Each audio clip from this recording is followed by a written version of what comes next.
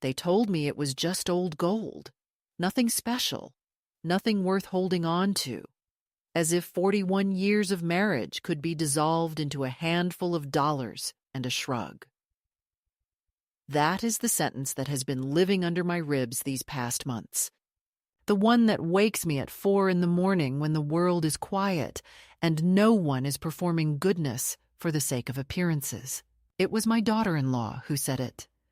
Her voice sweetened with that brittle politeness she wears the way some women wear perfume, as if it conceals something unpleasant beneath. She looked me in the eye when she said it too. And that was the part that lodged in my chest, because in her gaze I saw not thoughtlessness or confusion, but a kind of serene certainty, the certainty of someone who believes you are too soft, too old, too powerless to ever protest. She said it while reaching for my hand, not to comfort me, but to slide the ring off my finger with the practiced touch of someone who has already done the moral arithmetic in her head and decided the outcome in her own favor.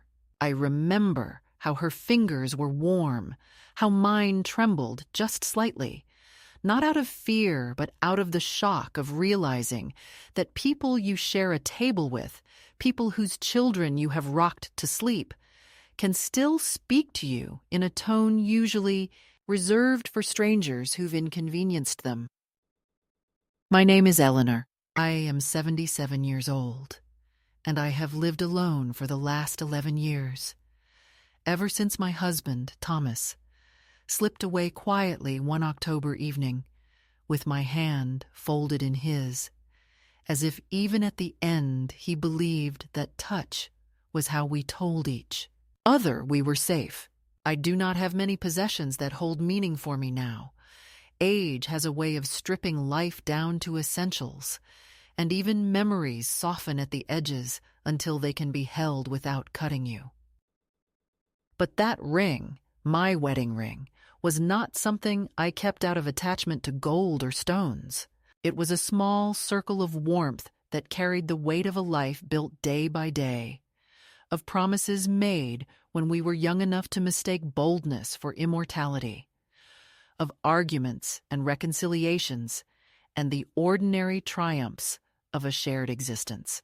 Thomas had chosen it himself, working 2 extra shifts at the factory so he could afford the delicate engraving inside the band, the one only we knew was there. He used to say that a ring wasn't meant to be flashy. It was meant to be steady, the way a marriage should be. Perhaps that is why losing it felt less like misplacing an object and more like someone had pried open a seam I'd spent decades stitching shut. I suppose I should tell you where I'm sitting now as I say this, though the place itself hardly matters.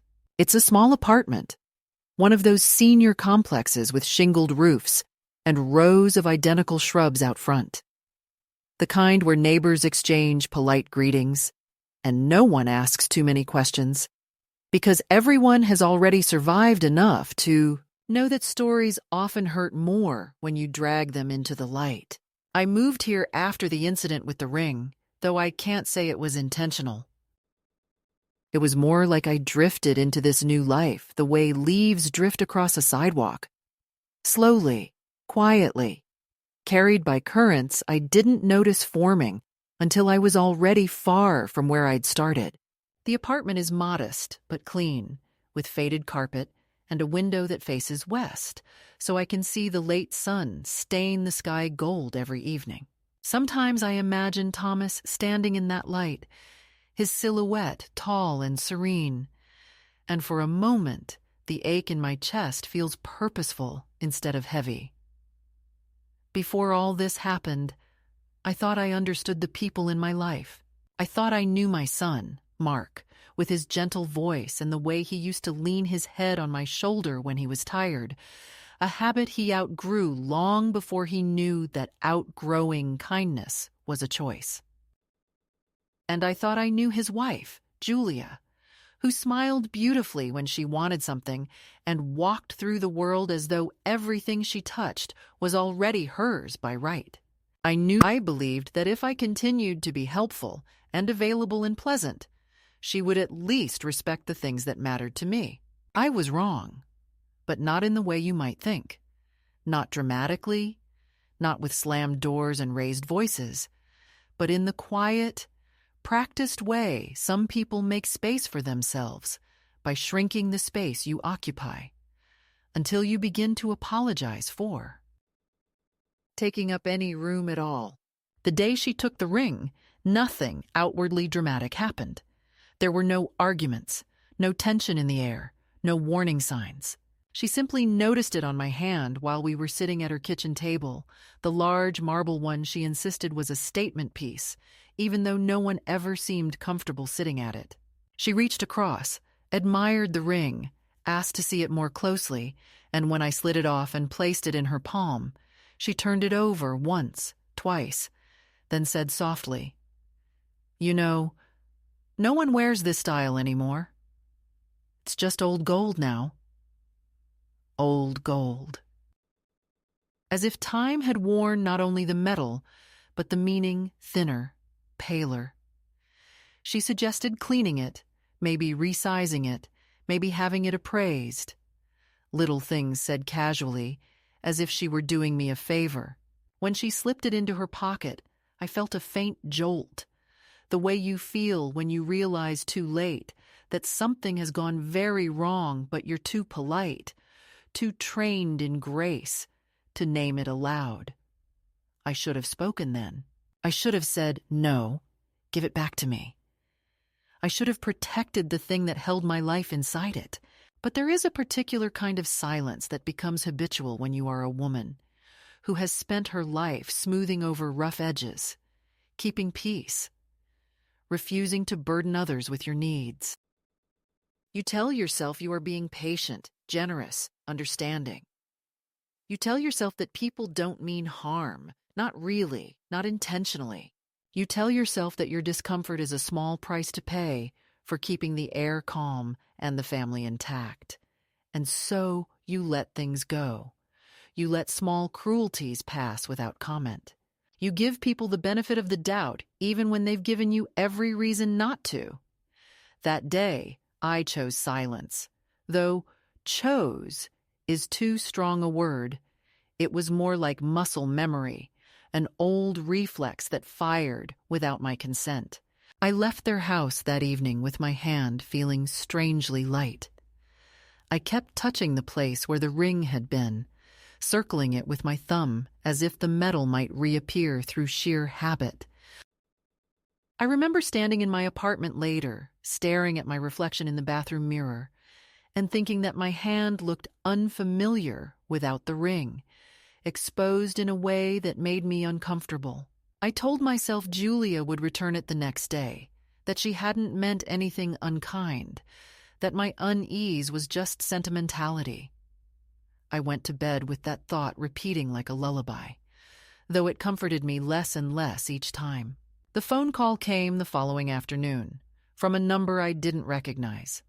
The man on the line introduced himself as a jeweler and asked if I had recently sold a gold band with a small engraving inside. His voice was steady at first, then wavered just slightly, a tremor that made my stomach drop before he even explained. He told me a young woman had come in that morning and sold it for $75, that she had seemed in a hurry, that something about the transaction had bothered him enough that he looked more closely after she left. He said he suspected it was worth far more than what he'd paid and wanted to verify ownership before doing anything else. When I told him it was mine and that I had never intended for it to leave my possession, there was a silence on the line so heavy it felt like a curtain falling. "I thought so," he whispered. "I'm sorry." I think she knew exactly what she was doing. And that was the moment the story began to shift. The moment something inside me cracked, not loudly, not spectacularly, but with a quiet precision that told me nothing would ever be the same again. The jeweler's voice stayed with me long after the call ended, not because he sounded accusatory or dramatic, but because he spoke the way people speak when they realize they've stepped unexpectedly into someone else's intimate grief.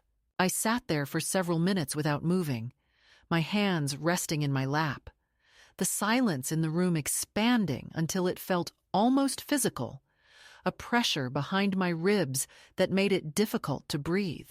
It wasn't shock, not really. Shock is sharp and immediate, but what I felt was slower, almost liquid, as if the truth were seeping into me drop by drop. I knew, with a clarity both unwelcome and undeniable, that Julia hadn't made a mistake, hadn't misunderstood the ring's value, hadn't acted out of impulsive carelessness. She had taken something sacred and reduced it to a transaction, something she could flip for quick cash, believing I'd either never find out or be too meek, too tired, too grateful for proximity to family to object. It was the certainty of her intention that shifted something in me, the realization that she had looked at my life distilled into a circle of gold and seen only a negligible opportunity. I called Mark that evening, though my hands trembled slightly when I picked up the phone.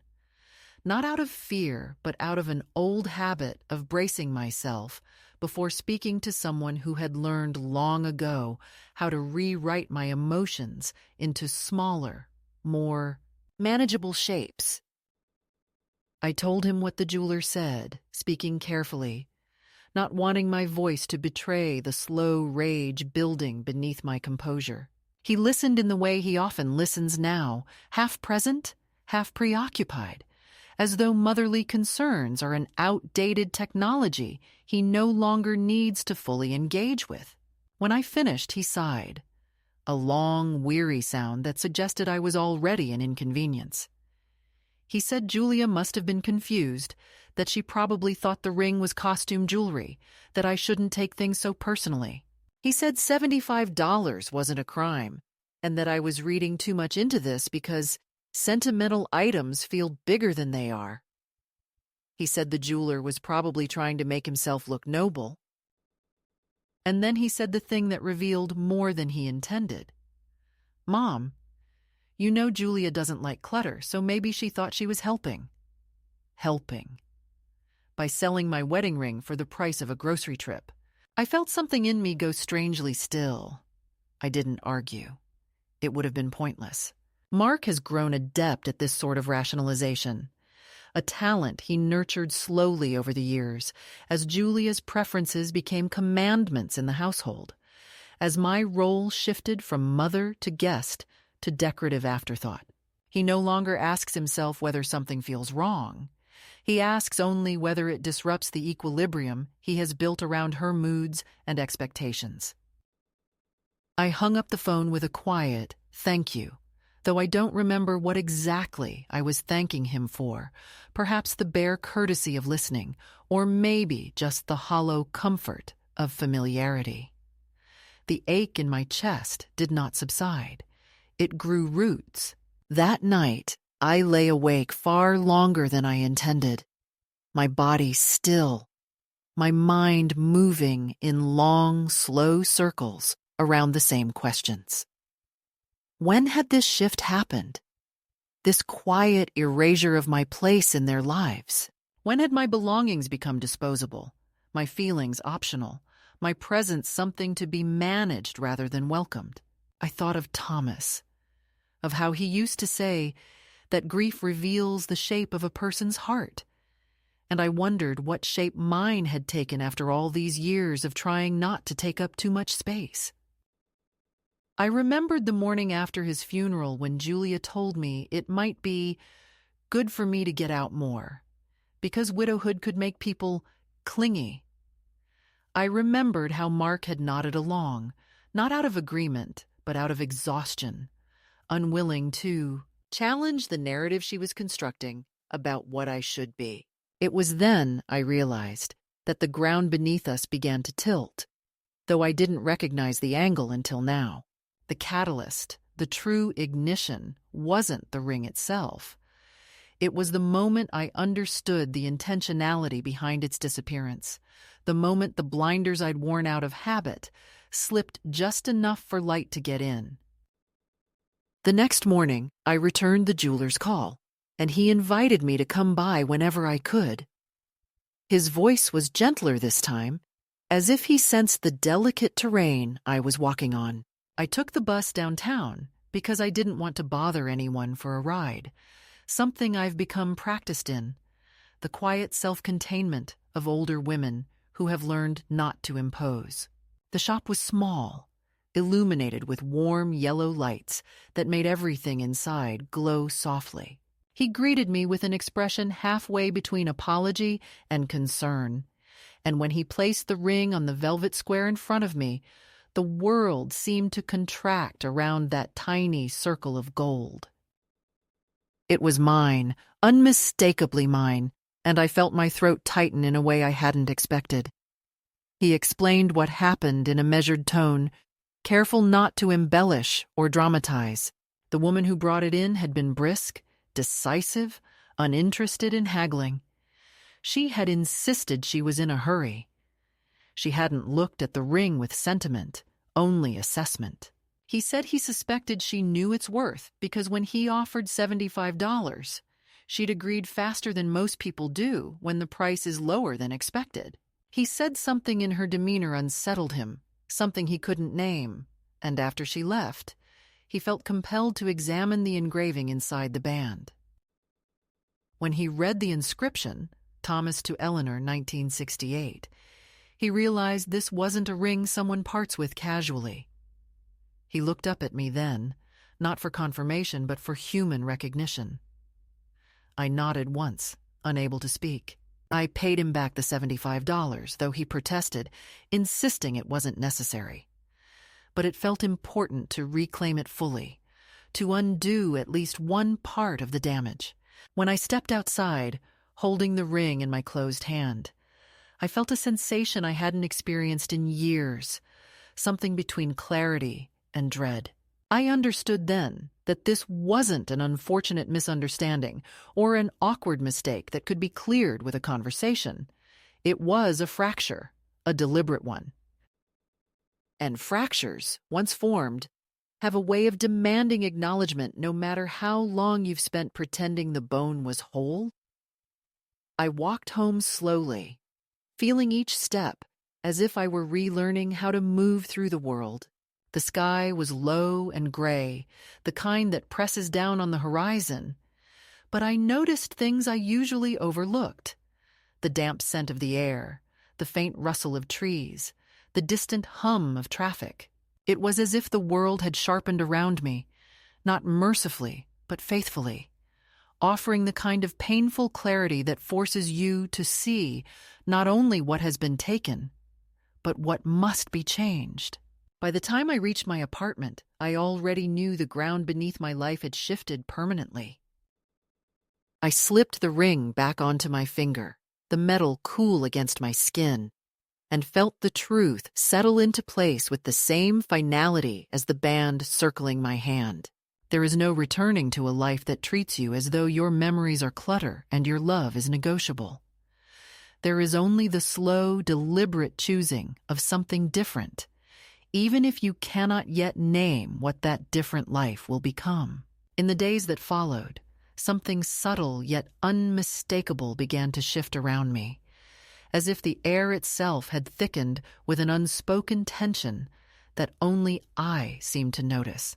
I did not confront Mark or Julia immediately, partly because I knew they would meet my words with the same polished dismissals they'd mastered over the years, and partly because I needed time to understand the new terrain beneath my feet.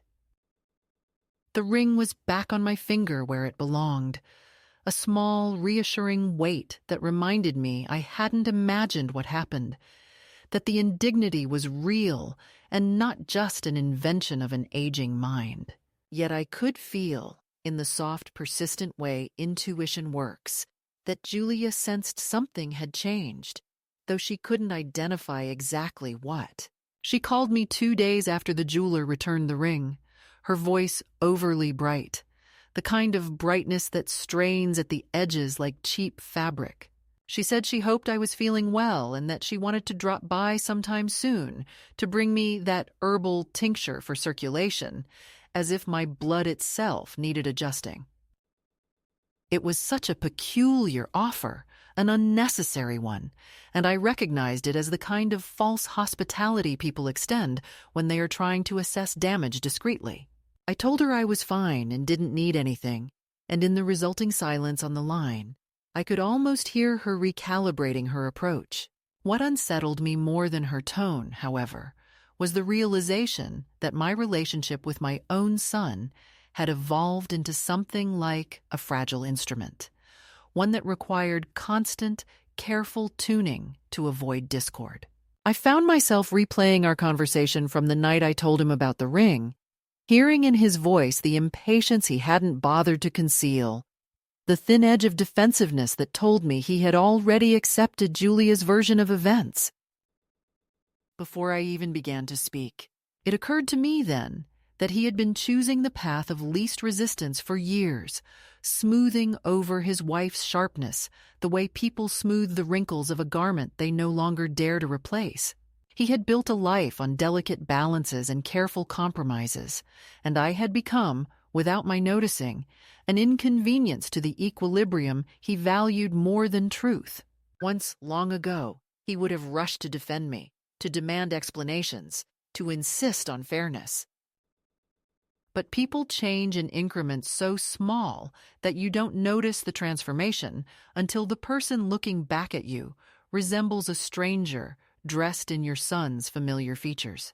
I tried to carry on with my ordinary routines, but even those began to feel different. At the grocery store, I found myself examining the faces of the people around me, wondering how many of them carried private betrayals tucked inside their lives like thin shards of glass.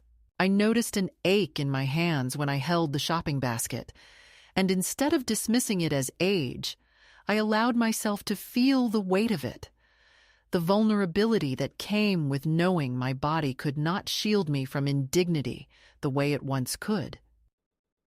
In the quiet corners of my home, I studied the photographs on my shelves, the ones that still held Mark as a boy with skinned knees and earnest eyes, long before adulthood had nudged him toward convenience over conscience.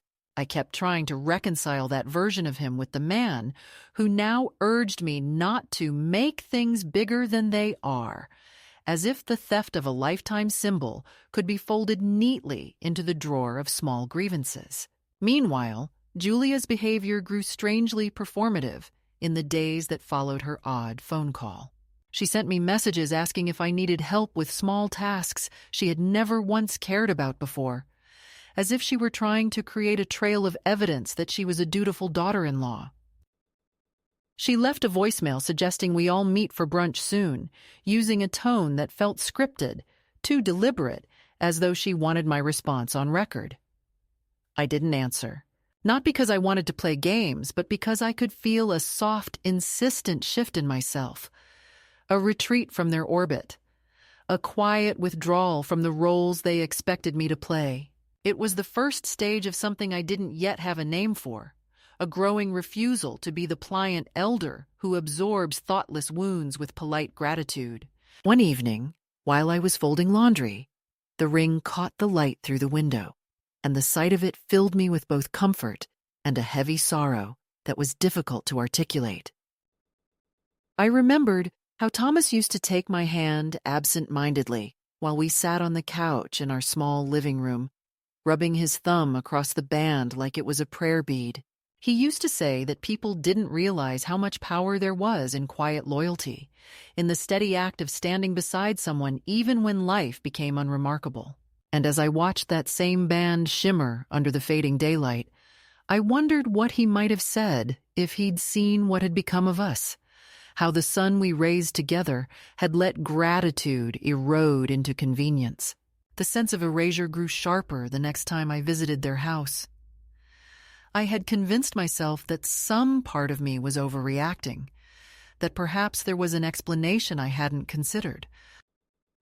But the moment I stepped inside, I felt a faint distancing in the air, a subtle but unmistakable tightening of the space around me. Julia greeted me with a smile that didn't reach her eyes, and Mark appeared from the kitchen with the look of someone bracing for an exam he hadn't prepared for. I told myself it was all in my imagination. But then I noticed the way Julia's gaze darted to my hand when I took off my coat, how her expression flickered ever so briefly when she saw the ring back where it belonged. She recovered quickly, but not quickly enough to hide the truth from me. That small, flickering look revealed more than any confession could have. It was the look of someone who realized their miscalculation had consequences they hadn't predicted. Throughout the visit, they both spoke to me with a kind of uneasy cheerfulness, as though trying to compensate for an atmosphere they didn't have the language to acknowledge. They offered me tea I didn't want, insisted on rearranging pillows behind my back, made conversation about trivial topics while avoiding anything real. The longer I sat on their perfect sofa, the more acutely aware I became of my own displacement, of how carefully I had to edit my words so as not to disrupt the fragile facade they were trying to maintain. Every phrase felt rehearsed, every gesture too precise. When I left their house that evening, I walked away with a new awareness, not loud, not dramatic, but deep and certain, that I was no longer standing inside a misunderstanding. I was standing inside a quiet unraveling, the first loosening of threads that had been fraying for years. I didn't know then what the unraveling would lead to. I only knew that something in me had begun to lift, a small awakening, delicate but persistent, like the first breath after a long-held silence. It was sometime in late November when I found myself standing in front of the jeweler's window again, not because I needed anything appraised or repaired, and not because I wanted to revisit the place where the truth had first been spoken aloud, but because I felt a strange pull toward the quiet certainty that lived inside that small shop. The days were shorter then, the afternoons folding into darkness before I even had time to register the diminishing light, and I spent more time than usual walking through the city with no destination in mind. I didn't plan to stop there, yet my feet carried me toward the familiar corner, as if guided by some old instinct that knew I needed a moment of groundedness.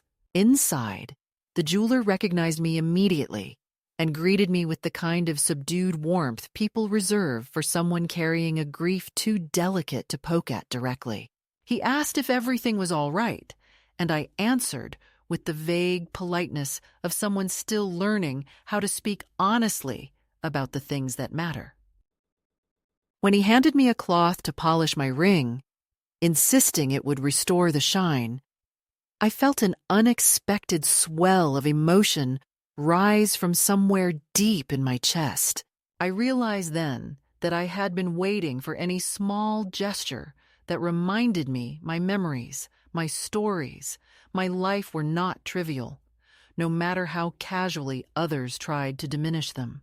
That afternoon marked the beginning of a strange shift inside me. Not a dramatic turning point like in the stories people tell, but a quiet reorientation, a slow turning of the inner compass toward something that felt sturdier than the version of myself I had been carrying around for years. Instead of heading home after leaving the shop, I wandered through the district until I reached a small cafe tucked behind a bookstore. It wasn't the kind of place I normally visited. I tended to avoid establishments where the tables were crowded with young people tapping on laptops, speaking in the strange half-whispers of people pretending their lives were more private than they were. Yet something drew me inside. Perhaps the warmth. Perhaps the soft murmur of voices. Perhaps simply the need to sit somewhere I was not defined by anyone's expectations. I ordered a tea and took a seat by the window, watching the world move with its usual indifference, and for the first time in weeks, I felt my shoulders settle instead of bracing for the next quiet insult or expectation. Sitting there, I began to understand that my life had narrowed without my noticing, shrinking to accommodate the needs and preferences of people who no longer felt obligated to consider my own. I had spent so long trying to be useful, agreeable, unintrusive, that I had forgotten who I was when no one needed anything from me. The realization wasn't painful exactly. It was more like waking from a long, disorienting sleep and noticing the outlines of a room you thought you knew, only to realize the furniture had been rearranged without your consent. A part of me recoiled from this awareness, wanting to fold it away and pretend everything could return to what it once was. But another part insisted I sit with it, that I let it settle in my bones the way truth always does when you finally stop running from it. When I returned home later that evening, I placed my coat on the back of the chair and stood for a moment in the dim quiet of my living room, listening to the familiar hum of the radiator. The apartment had always felt small, but that night it felt like a sanctuary, not because it protected me from the world, but because it asked nothing of me. I made myself a cup of chamomile tea and sat at the kitchen table, turning the ring slowly around my finger. It struck me then how strange it was that an object could hold both pain and strength at once, how it could cut and comfort in the same breath. I thought about Thomas again, about the gentle certainty of his presence, the way he anchored me without ever making me feel tethered. I tried to imagine what he would say now, how he would react to the events that had unfolded. He would not have raised his voice or spoken harshly. He would have met the situation with that quiet, unwavering dignity that always made me feel safe. And perhaps that is why the memory of him did not bring me the heaviness I feared. Instead, it brought clarity. I could almost hear him saying, not with words, but with the kind of knowing that comes from decades of shared life, that dignity can be reclaimed even after it has been compromised by others. In the days that followed, I found myself doing things I hadn't done in years. Small acts, quiet ones, but significant in ways I didn't immediately notice.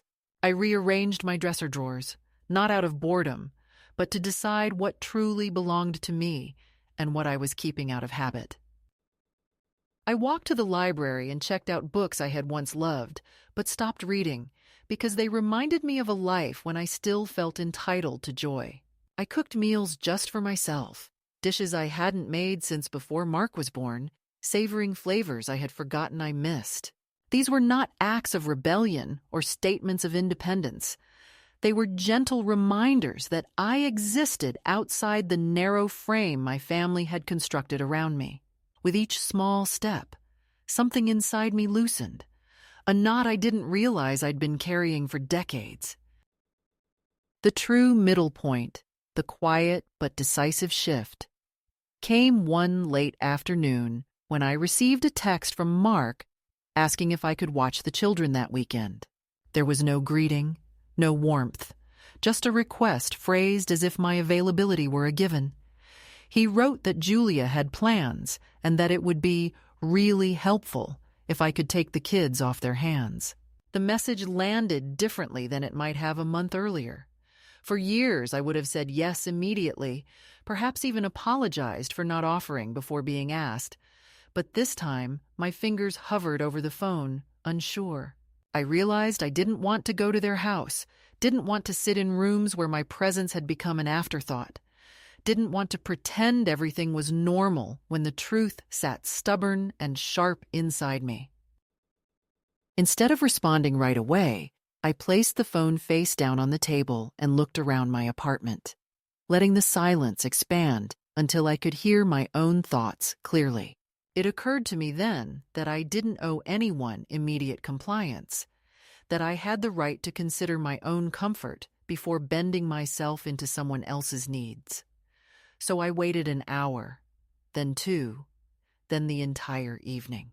When I finally replied, I said I had plans, even though those plans were nothing more than sitting with myself and letting the air settle. For the first time in a long while, I felt a flicker of something that resembled autonomy, not loud or triumphant, but steady and quietly revolutionary.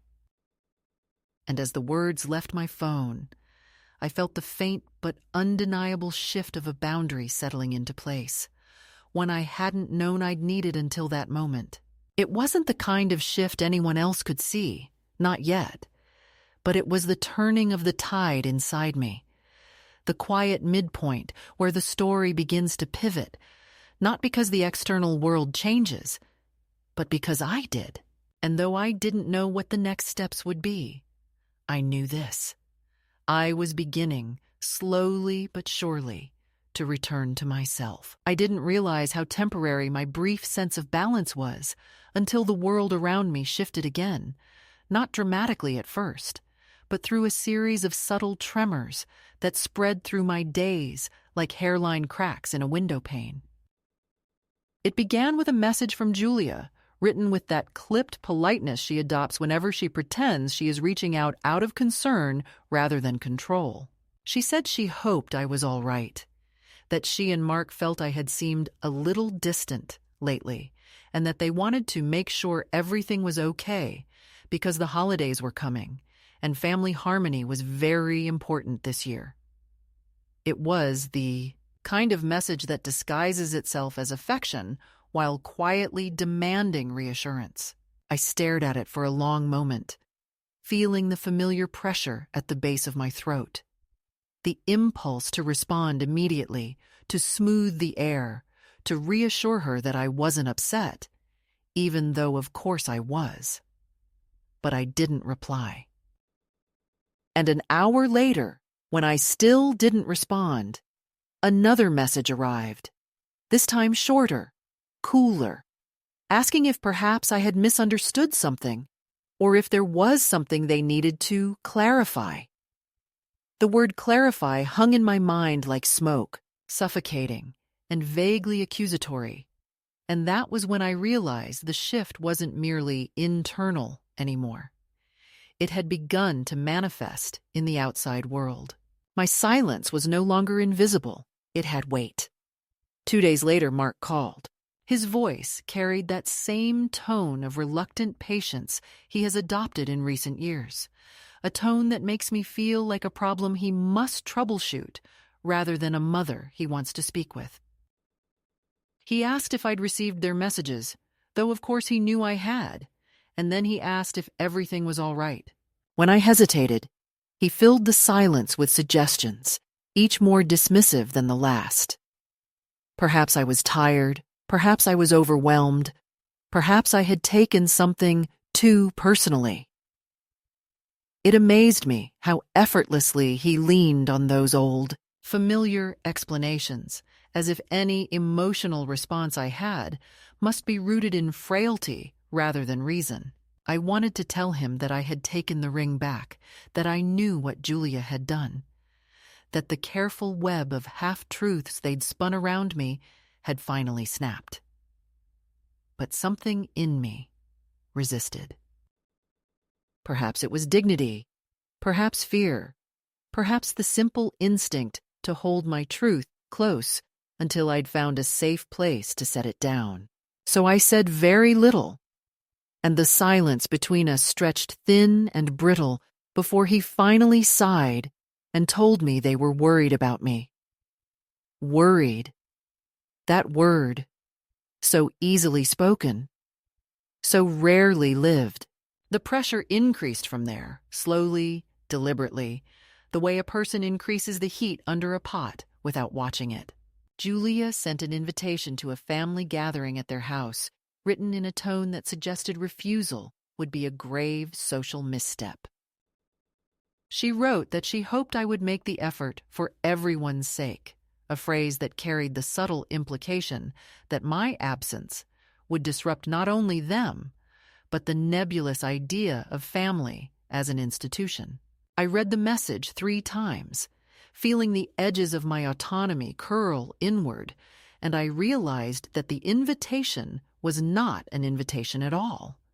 It was a test, They were trying to assess whether I still lived within the lines they'd drawn for me.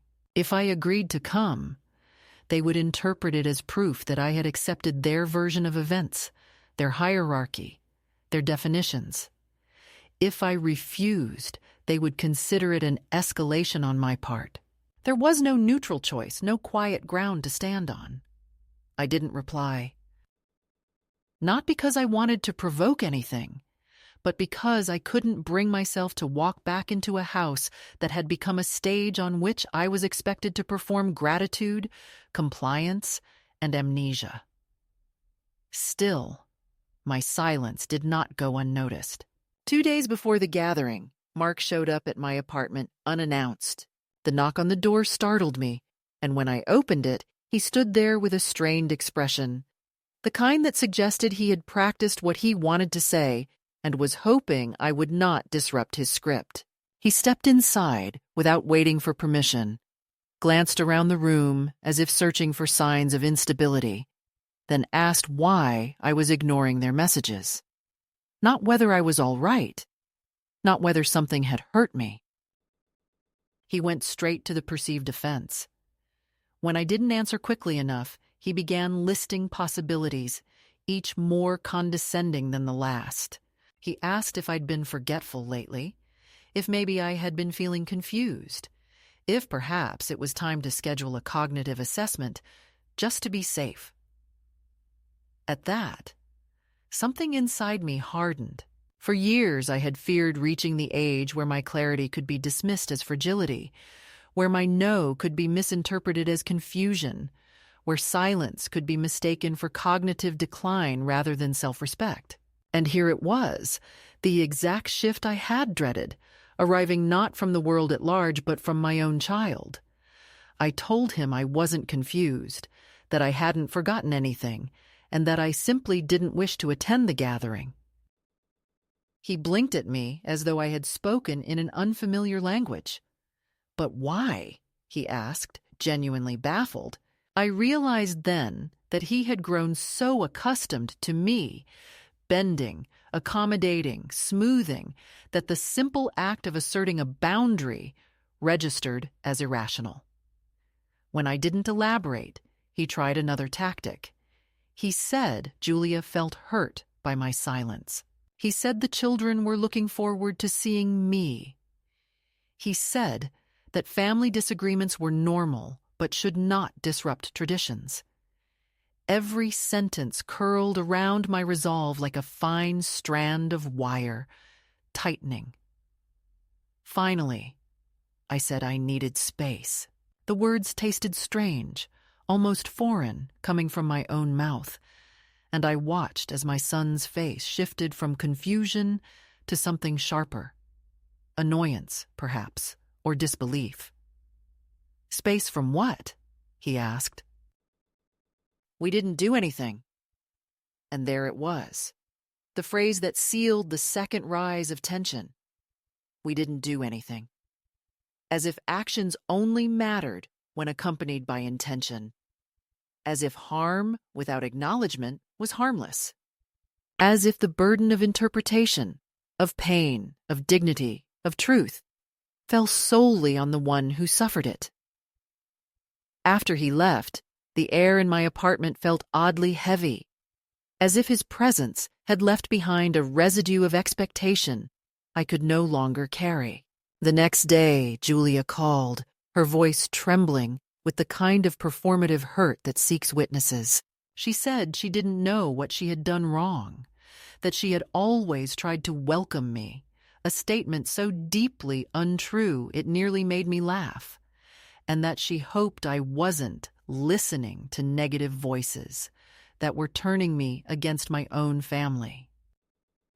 When I didn't soothe her, she shifted to a cooler tone, suggesting that perhaps I was overwhelmed and that they only wanted what was best for me. She said it might be helpful if they came over to discuss next steps. Next steps, as if my life were a project they were managing. I ended the call, but the escalation didn't stop there. The following week, I began receiving messages from other relatives, distant cousins, an aunt I hadn't spoken to in years, even a neighbor from Mark Street, each of them expressing concern, each phrased with suspicious similarity. And I knew immediately that Julia had been reaching out to them, crafting a narrative that cast me as fragile, irrational, or unwell. One message said they heard I'd been struggling emotionally, another that I'd isolated myself, another that I'd been misinterpreting family dynamics. It was a quiet form of character assassination, a preemptive strike dressed as care. I responded to none of them. Around the same time, I received a letter from my healthcare provider informing me that someone had contacted them requesting to discuss aspects of my medical file. Though no information was released, the notice included the name of the person who had called, Julia. My hands shook when I read it, not from fear, but from indignation so profound it felt almost like grief. They were expanding their reach, attempting to reframe my autonomy as instability. The violation was subtle but unmistakable. I began having trouble sleeping, lying awake in the dark with the quiet hum of the refrigerator and the distant sound of passing cars. It wasn't anxiety exactly, but a slow, simmering awareness that I was standing at the edge of something. I felt watched even when I wasn't, felt scrutinized even in solitude. The pressure from the outside world had grown heavy enough to distort the contours of my days. I found myself checking the lock on my door more often, not because I feared danger, but because I knew that once people decide you are incapable, they will attempt to intervene in ways you never asked for. I worried they might show up again, unannounced, with some pretext of concern masking a deeper intention. Yet in the midst of this rising tension, something else was taking shape inside me, slow and deliberate. It wasn't panic. It wasn't outrage. It was resolve, the kind that grows quietly from the soil of long-endured disrespect. They wanted me to doubt myself, to yield, to step back into the familiar pattern of compliance. But instead, with each message, each pressure, each insinuation, I felt my spine straighten and my voice sharpen, even in silence.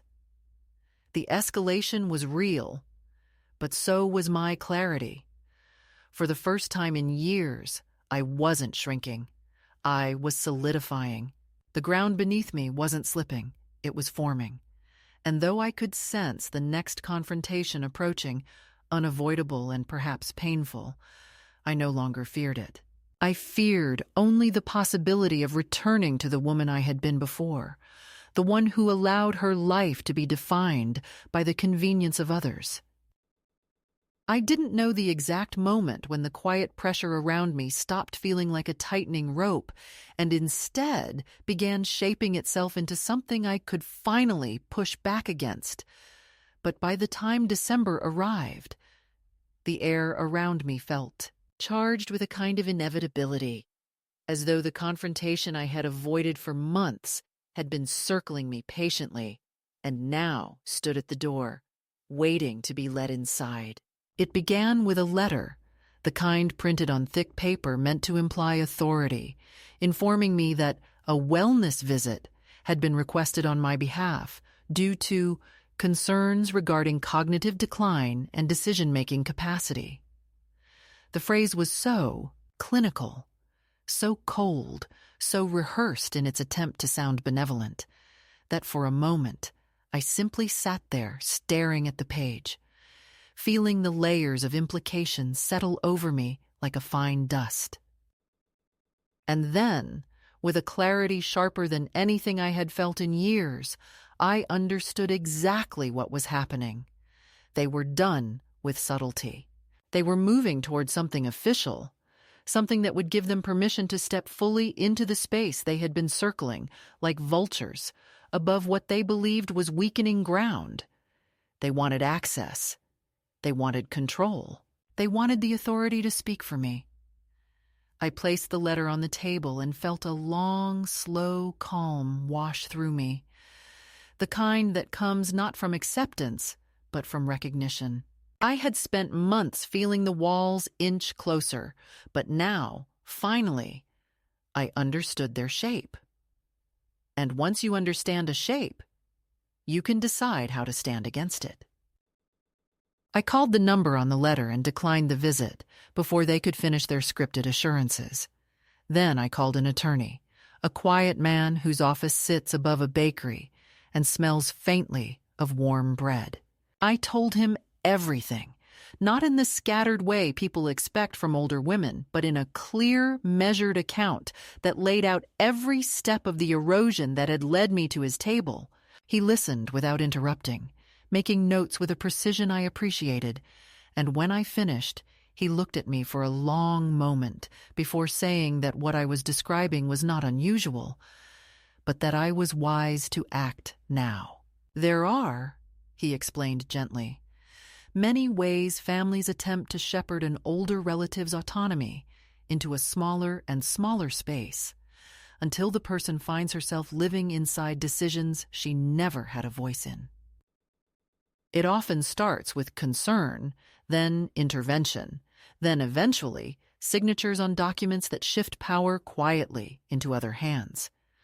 But it didn't have to progress that far. Not if I acted decisively. So I did. We revoked the old power of attorney I had given Mark years ago, back when trust felt as natural as breathing, and the idea of betrayal seemed like a cruel fiction. We drafted a new will that left nothing ambiguous. We formalized boundaries around my finances. We secured my property. We closed every possible door through which someone might step uninvited. When I left the attorney's office that afternoon, my chest felt lighter, as though I had been carrying a weight I hadn't recognized until it finally slipped from my shoulders. I didn't tell Mark or Julia right away. The knowledge sat inside me like a smooth stone, solid and quiet. But something in me knew the moment would come when silence would no longer serve as protection, but as avoidance. And that, to sound neutral, that it almost made me laugh, I wrote back and said we could talk in person. Their reply came within minutes, eager, almost triumphant. They believed for the last time that I was retreating. When I arrived at their house, I was met with the familiar scent of overly perfumed candles and the faint clatter of dishes. Julia liked to present hospitality the way others present trophies, with just enough polish to suggest effort. She greeted me with a smile so brittle it was almost painful to look at, and Mark appeared behind her with the wary tension of someone preparing to mediate a conflict he didn't understand, but had already chosen a side in. We sat in the living room, the same room where I had once cradled my grandchildren on my lap, the same room where my ring had first disappeared into Julia's pocket. And as they began to speak, I felt an unexpected stillness settle over me. They talked about misunderstandings, about concern, about how my recent behavior had been erratic, about how they only wanted to make sure I was protected. The word protected rang loudest of all, the final veil over a truth they no longer felt, the need to conceal. I let them speak until their justifications ran dry, until their voices circled the same empty reassurances they had been relying on for years. Then, with a deliberateness that felt almost ceremonial, I removed an envelope from my bag and placed it on the coffee table between us.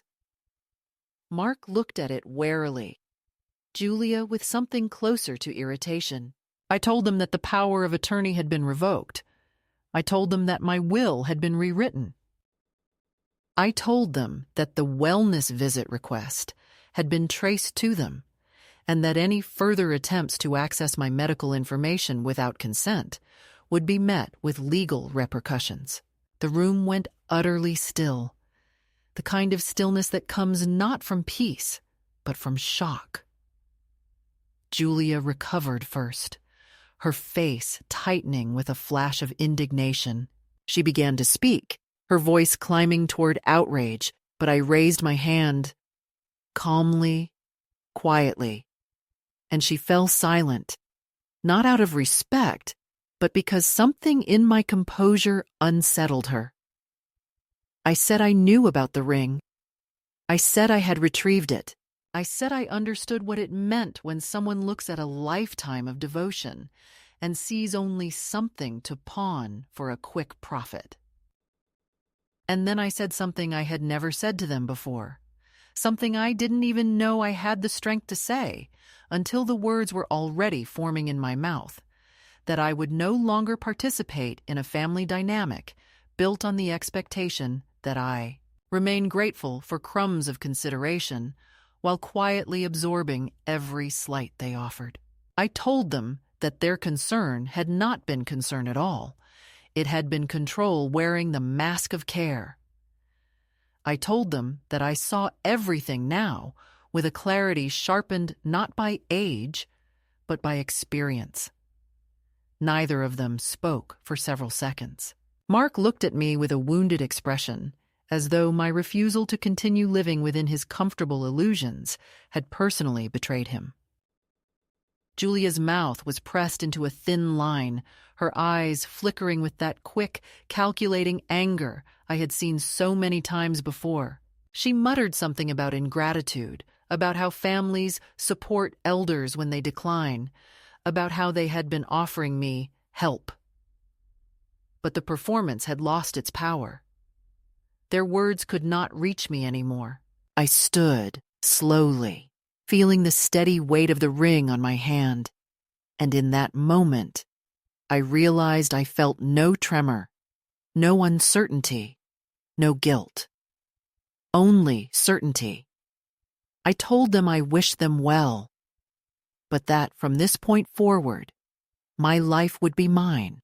Then I left their house, closing the door gently behind me, not as an act of anger, but as an act of finality. The air outside was cold, crisp, clearing. I walked down the driveway with a sense of quiet that felt almost like reverence. Something irreversible had happened, not loud, not violent, but decisive. I had taken myself back. In the weeks that followed, the silence that stretched between us did not feel like a void, but like a landscape. I was learning to walk across with new steadiness, a terrain shaped not by abandonment, but by deliberate choice, a quiet in which my own thoughts no longer had to shout to be heard. My days settled into a rhythm that felt neither lonely nor empty, but spacious, as though I had finally opened a window in a room that had grown stuffy without my noticing, and the fresh air was beginning to wash the walls clean. I woke each morning without the familiar tightening in my chest that had accompanied any small duty connected to them, and instead, I found myself reaching for small rituals I had forgotten I once loved. Warming my hands on a cup of tea, while the kettle clicked itself cool, watching the early light shift across the floorboards, tending to the shy violets on my windowsill that had begun to bloom again, now that the apartment no longer held the tension I'd allowed others to anchor inside me. I did not expect peace to come quickly, but it arrived in slow, steady breaths, each one loosening the knots that had tightened over years of making myself smaller, so others could remain comfortable.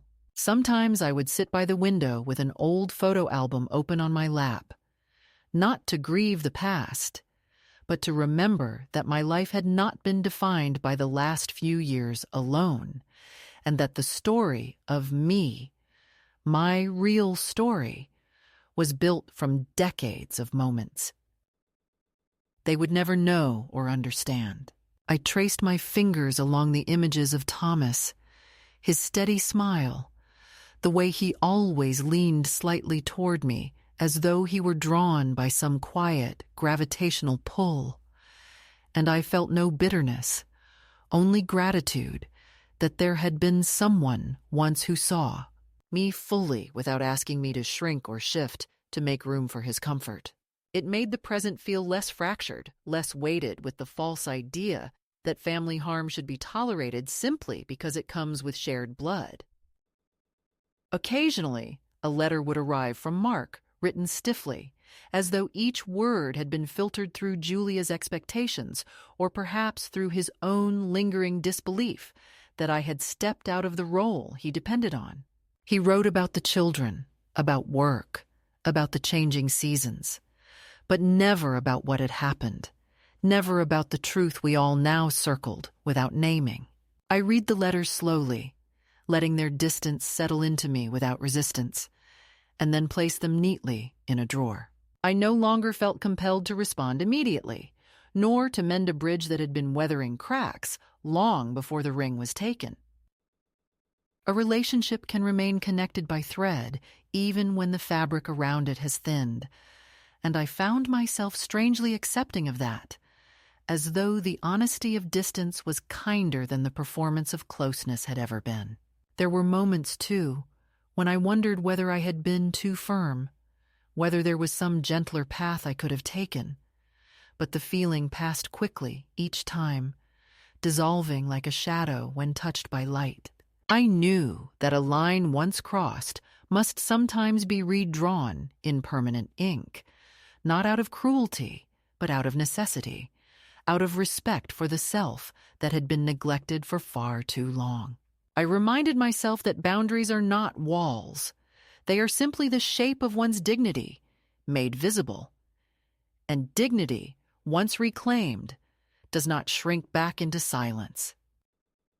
One cold afternoon, as I was returning from the market with a small bag of oranges and bread tucked under my arm, I ran into my neighbor, an elderly woman with kind eyes, who always walks her small terrier along the same brick path. She paused, looked at me for a moment, and said softly that I seemed lighter lately, as though something had finally eased around me. I didn't tell her the story. It was not the kind meant for doorsteps or shared with strangers. But I smiled, because she was right. Sometimes others see the healing before we dare to name it ourselves. When evening settled, I often found myself writing small notes to my granddaughter, though I never sent them. She was still too young to understand the complexities of adult failings, too innocent to be tangled in the mistakes of her parents.